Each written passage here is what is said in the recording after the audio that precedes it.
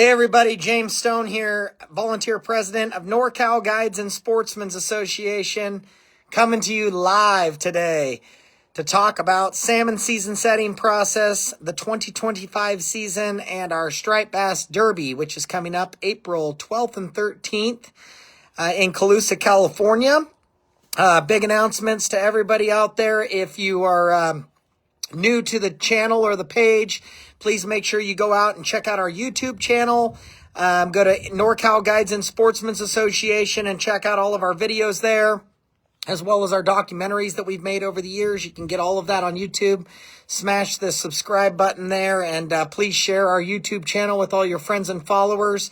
We're getting lots of subscribers and lots of traffic. Of any fishing group, we have a huge social media presence. We're reaching tens of thousands of people all over the internet, all over the West Coast, from California, Oregon, Washington, all the way up and down the coast. And so a lot of engagement, a lot of people finding our content helpful and familiar with their agencies and working with the federal government and through the season setting process through the Pacific Fisheries Management Council. So welcome, everyone. Just wanted to come to you today with kind of some quick updates. I know some people are going to be joining and adding really quickly. I'll answer all comments at the end of this real quick, but it's going to be a kind of a short, brief one today. I'm just going to kind of cover everything that's going on in the timeline so that everyone's familiar and understands what the season process is for salmon, setting the seasons in the state of California currently today. So today is the end of March. We're at March 24th and 24th or 25th, I think. And anyhow, we are at that point to where we are in between the March and the April Pacific Fisheries Management Council meetings. You can find all this information on pcouncil.org, and that's the website to where you'll actually go to make comments on what kind of season that you would like to see.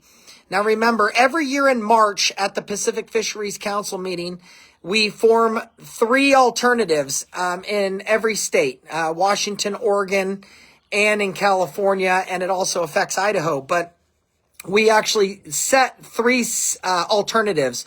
Those alternatives are suggested through the Salmon Advisory subpanel, and then those move up to the actual council seats, which are appointed paid positions that are appointed by the governor. And so your California representatives every year are appointed into those seats. And there is going to be a new seat that's available in California for a 3-year term coming up later this summer.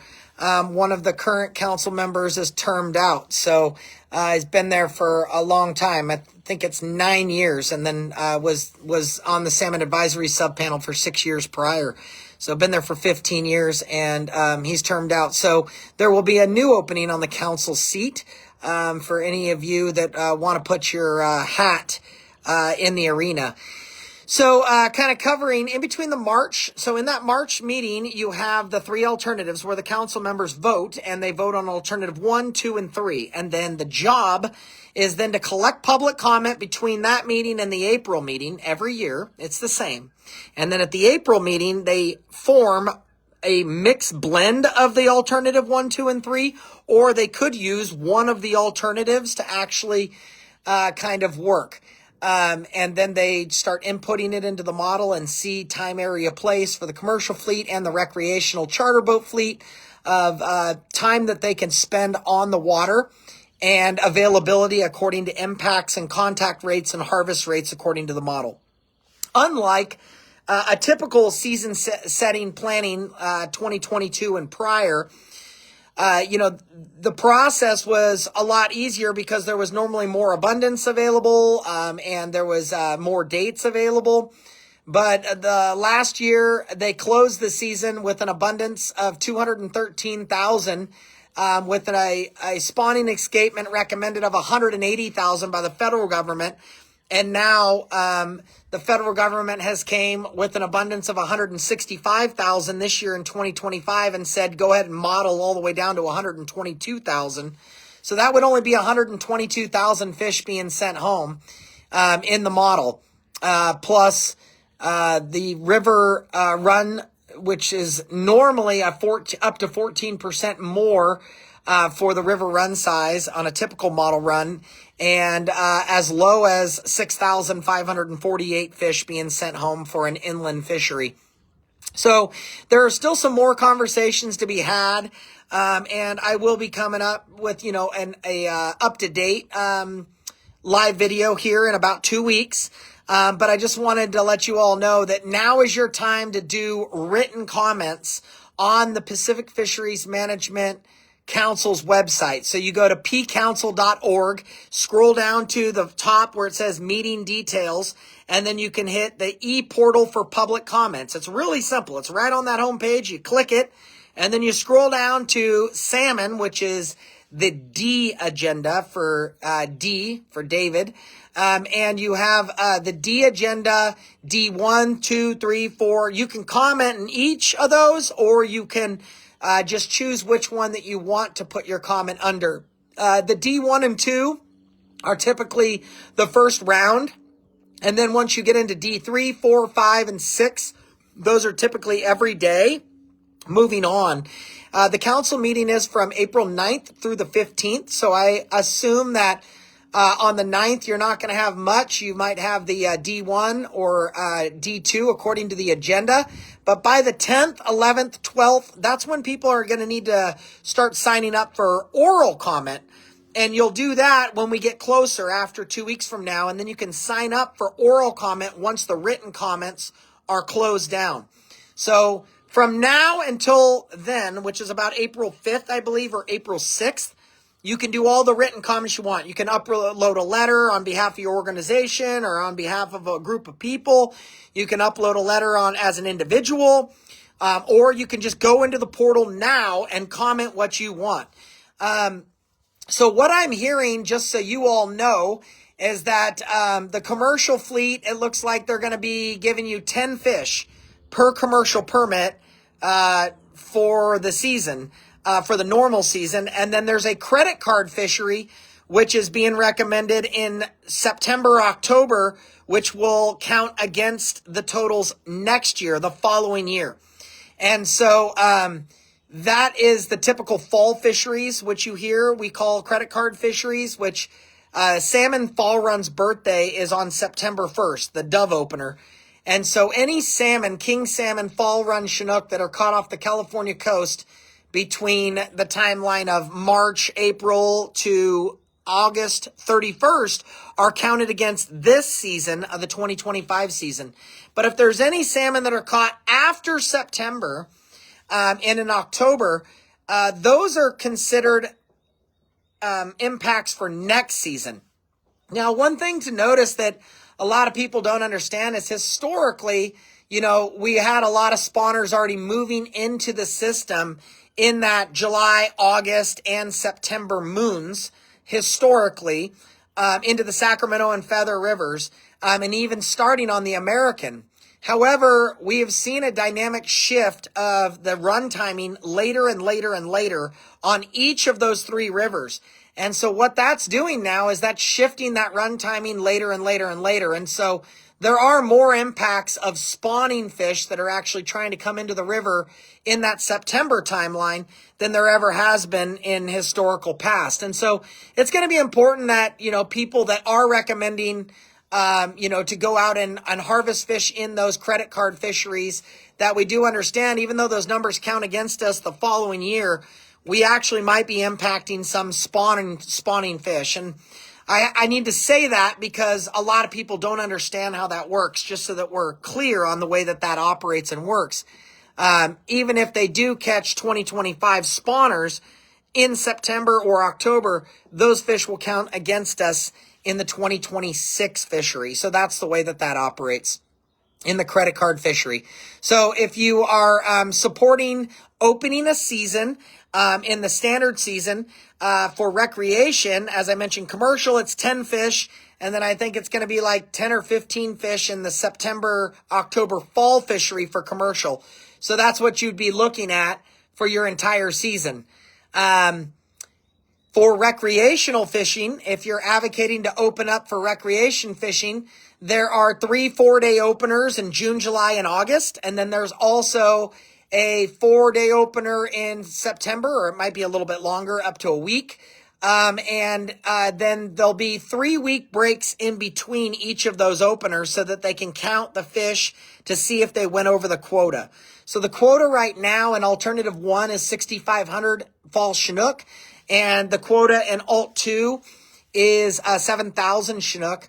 And so the theory is that if they were to open the entire California coast on June 5th, 6th, 7th, and 8th, I believe it is, as the tentative dates. Those aren't the final dates. They're just tentative, but they're likely to be the dates because the SAS chose dates that worked around moon and tidal influence to give you the best chance to go harvest fish for feeding. And if those 4 days open up, then the entire coast will open up in for 4 days of fishing. So you have roughly 16 ports that we've kind of identified in our modeling of, from Crescent City all the way down to Santa Barbara. And that only includes 4 main ports in the San Francisco Bay Area of Sausalito, Berkeley, Emeryville, and San Francisco as the 4 main ports for CPFEs. But CDFW is going to have to get personnel, seasonal staff at each of those ports, so those 16 ports. And the Ocean Salmon Project's going to have to put together, volunteer and paid staff and seasonal staff. And they're going to have to put people on the docks of the commercial passenger six-pack fleet. And then they're going to have to put staff at the ramps for private boaters in order to count all of these fish.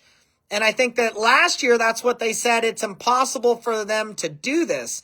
Now, this year, they're saying that the word is that staff is saying that they think that they could monitor a 4-day fishery in the ocean, and they think that they could get enough personnel at all of these ramps to count the fish. So curious of what you all think. Do you all think that that's possible? Do you all think that we can accurately count the number of salmon that are harvested between every private boater and every charter boat that is out there? That's never been tried before. That's never been done before, but that's the ask, is that people want to go fishing so bad that there's a lot of people that are advocating to open the fishery so that, 1, they can go catch fish, 2, the businesses can go make money, and 3, so that they can apply the effort and see how much effort it's going to be, because no one knows. The model says that we're going to catch right around 1,300 to 1,500 fish, depending if you're looking at the Sacramento harvest model or the Klamath harvest model, for every day that the season is open in June. I believe those are the rough numbers, so give or take. But, let's just say on the high side, 1,500 fish. So what you're looking at is you're saying that when you open the fishery on June 5th, between Crescent City and Santa Barbara, they believe that only 1,500 fish are going to be caught. That's what the model says, roughly. And I'm just using higher numbers. I'm not using exact numbers, but you understand my point. 1,500 fish in one day. If they have 700, that's 750 anglers at 2 fish limit is 1,500 fish. So, that's 750 anglers would actually have to limit out in order to hit that quota.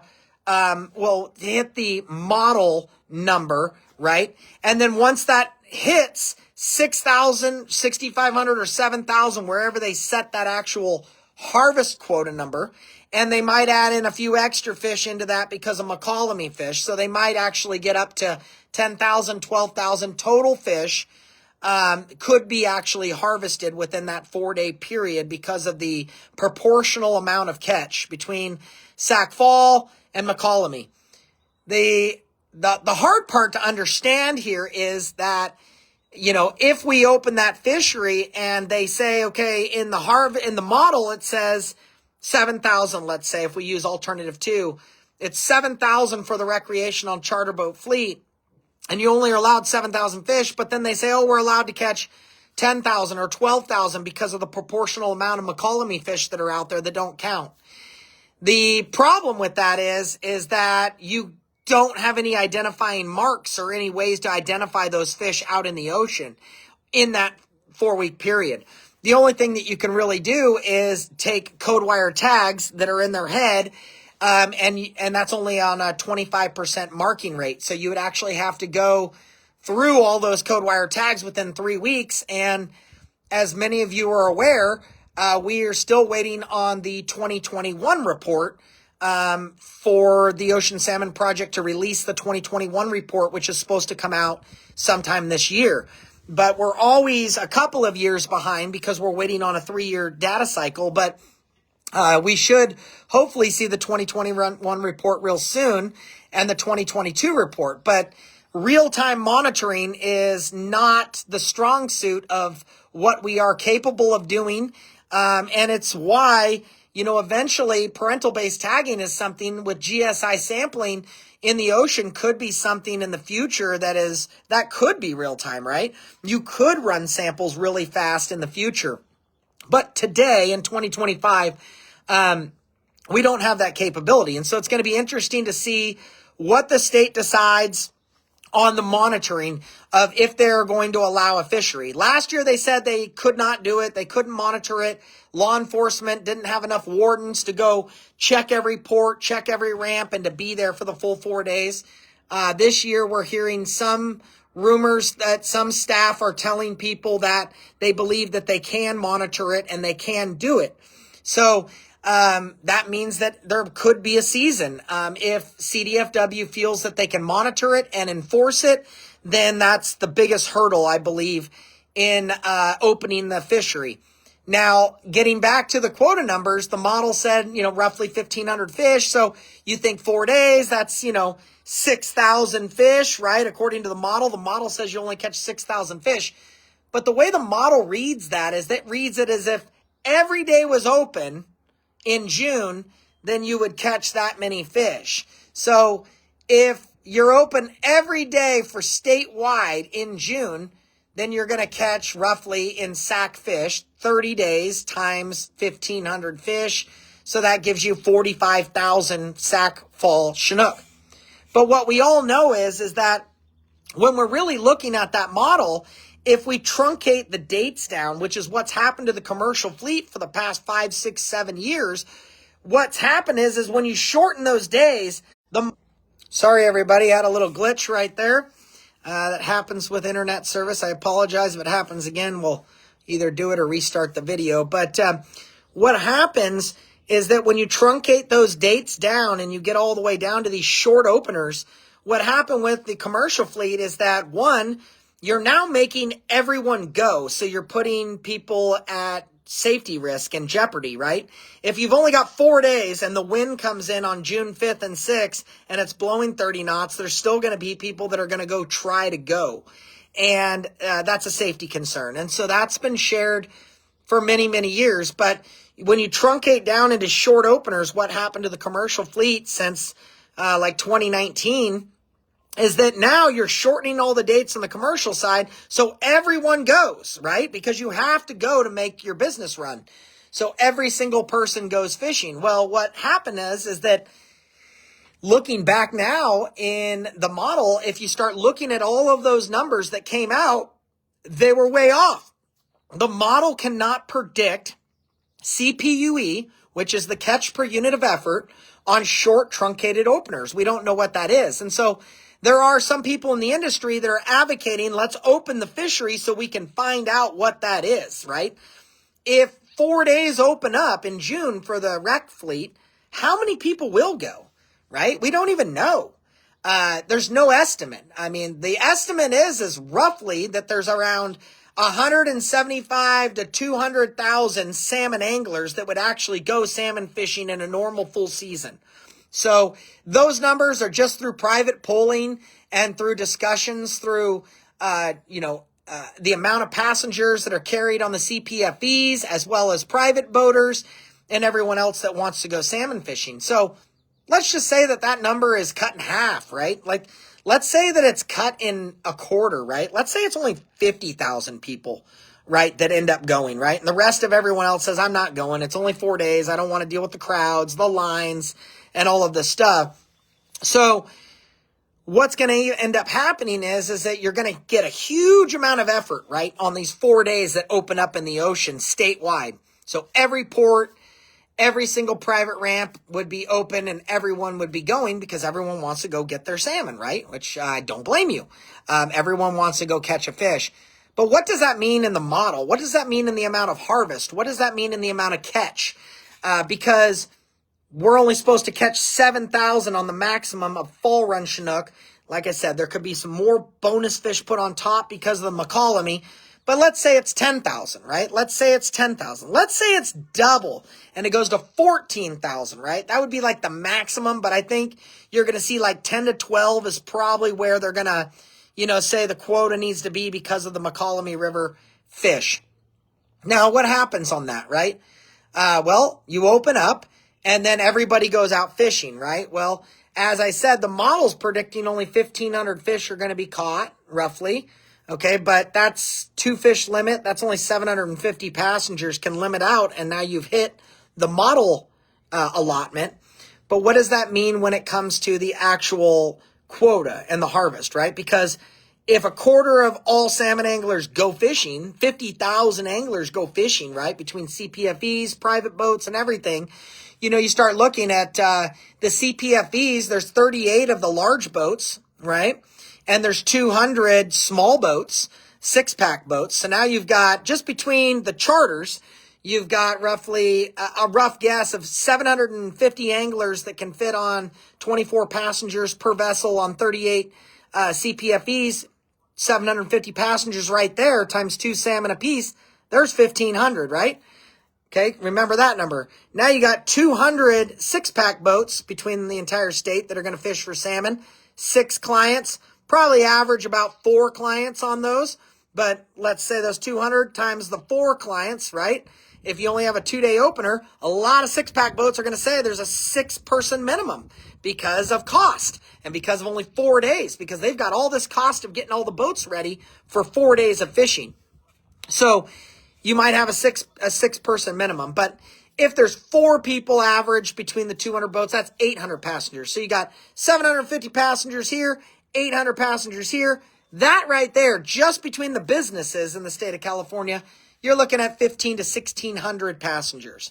So if they all limit it out, that's 3,200 salmon just on those boats. That doesn't count any of the private boats. So, and you all know that there's going to be more private boats than there will be, working boats. However, most of the private boats are going to average 3 to 4 people. So if you start thinking about that and you say, okay, well, we're going to have 1,000 private boats with 3 people, that's 3,000 to 4,000 anglers at a minimum. And we have, the 1,600 that are out there, we're looking at, somewhere around minimum 3,000 anglers. And that's kind of just simple math. And so if you say, okay, there's 3,000 anglers and on average, the model says we only catch 1 fish per person. Well, then that will only be 3,000 fish, right? So we're kind of doing the math in reverse. So that would say only 3,000 fish would get caught in 1 day. And then you have the model that says only 1,500 would be caught. But remember, the 1,500 is sack fish only. So, that puts it within that doubling buffer because of the McCollum fish. So 3,000 fish, 4 days, that's 12,000 fish. And maybe we hit right there and then the season closes down. And then there would be no fishing in July, no fishing in August. And then after salmon's birthday, they would reopen the credit card fall fishery in September for an additional 7,500 fish. And so that could open up for another 4 days or 5 or 6 days. And then you could have another short opener and then it would close down for the rest of the year if that quota is hit. Now, if we go over the number in June, then you could probably see the September fishery being closed down as well because of the fear of catching more spawning fish in September. So that's kind of what your comments should be rallied behind when it comes to the ocean fishery through the P Council website. So you go to pcouncil.org, scroll right down on the front page. It says e-portal for public comment under the April meeting. Click on there, go to one of the D's, and you can enter your public comment. You can type it right in there, upload a letter, whatever your recommendations are. I'll tell you that I'm hearing from many different people. I'm hearing in the ocean, I'm hearing like 35% of people, general people, saying to close it down one more year. I'm hearing about 65% majority want it open this year, even if it's only for the 4 days. And so that's kind of what I'm hearing. Now I'll talk to you about inland. So after the PFMC process, after the PFMC process is concluded on April 15th, if the season is closed down in the ocean, then you'll hear the inland advocate for closure in the inland sector. And you'll have a double closure, both sides. But if the ocean opens for the 4 days, then you're going to hear for avocation of opening the inland fleet, just so you have equity and, you have exactly parallel fisheries opening up together. There'll be an inland in-river quota so that you don't go over. There's going to be no fishing allowed. We already know from the Golden Gate Bridge inland, no fishing in the bay, no fishing in the Carquinez Straits, Benicia, no fishing in the entire Delta, no fishing in the entire Sacramento River all the way to Redding. There'll be no salmon fishing allowed in any of those areas. 90+%, 95% of the geographical open inland fishery will be closed no matter what happens in the ocean. So just keep that knowledge in the back of your head. The only fishing that would even be remotely considered to open for a short period with a 1 fish limit is going to be from the Feather Mouth upstream, and we don't know where that border is going to be, and the American River mouth upstream and the McCollum River mouth upstream. And there will be shortened dates. It won't be a wide open season. There will be area closures in the upper area, like the Nimbus Basin, the low flow. The high flow could close down, possibly in the Feather. The outlet could be closed. There could be the areas that have higher CPUE and higher catch data could be closed. I have no idea where all those fireworks just exploded in my background, because I did thumbs up and I got, or somebody else did that. That was great. But that could, relay your decision on what you want to see and what you want to advocate for. So just let that be known, that if an ocean season opens up for 4 days, then we're going to advocate to open the Feather, the American, and the McCollum for a short period of time to have the parity between the two. Remember, it's always safer opening inland fisheries than it is ocean fisheries, and that's based on one fact. Because when you're in the river, you're targeting specific cohorts of fish. You're targeting certain demographics like featherfish on the Feather that are returning to the Feather. When you're on the American, you're targeting American river fish and McCollum strays, right? But they won't allow any fishing in the Sacramento River because of the low numbers that have been coming back over the past 3 years, and especially in the last 2 years from full closure for all of our fisheries. So let that be known, and hopefully that explains kind of what will happen over the next few dates. So April, from now until like April 5th or 6th, you can put all your public comment in. Go to the P Council website, enter your e-portal public comments under, I think most people are commenting under D3, D4, D5. You can comment under any of those. And then if you want to be active and engage in live dialogue and public comment, then during April 9th through the 15th, you can log on those days and sign up for public comment in remotely or in person in San Jose. And then you can make those comments accordingly while the council is actually going on.